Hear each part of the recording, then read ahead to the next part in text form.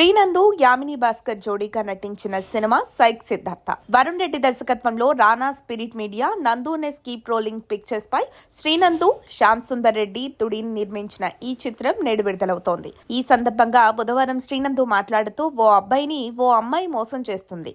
అదే అబ్బాయి జీవితంలోకి మరో అమ్మాయి రావడంతో ఆ అబ్బాయి జీవితం ఎలా బాగుపడింది అన్నదే కథ. 18 ఏళ్లు ఇండస్ట్రీలో ఉన్నాను. నాకు డబ్బు కంటే గౌరవం చాలా ముఖ్యం. ఈ క్రమంలో నా జడ్జిమెంట్ ఎంతవరకు కరెక్ట్ అనేది తెలుసుకోవడానికి నిర్మాతగా మారాను. నిర్మాత డి సురేష్ బాబు గారు సపోర్ట్ చేస్తున్నారు. అక్కడే నా జడ్జిమెంట్ కరెక్ట్ అనిపించింది. అలాగే రానా గారి సపోర్ట్ ను మర్చిపోలేను. నేను నటించిన అగ్లీ స్టోరీ చిత్రం ఫిబ్రవరిలో రిలీజ్ అవుతుంది. అలాగే నేను, వెన్నెల కిషోర్, వైవాహర్ష కలిసి ఓ సినిమా చేయబోతున్నామని చెప్పారు. ఎప్పుడూ చాలా యాక్టివ్ గా ఉండే యాక్టర్ నందు ఈ మధ్య కాలంలో తన 18 సంవత్సరాల సినిమా జర్నీని తలుచుకొని బాగా ఎమోషనల్ అవుతున్నాడు. 18 సంవత్సరాల అనుభవం, ఇప్పుడు వరుసగా సినిమాలు, ఇవన్నీ చూస్తే ఇక నందుడికి ఆనందమే అని నమో నమ్ముతోంది. 18 సంఖ్య నందుని ఉన్నత శిఖరాలకు తీసుకువెళ్తుందని నమో విశ్వసిస్తుంది.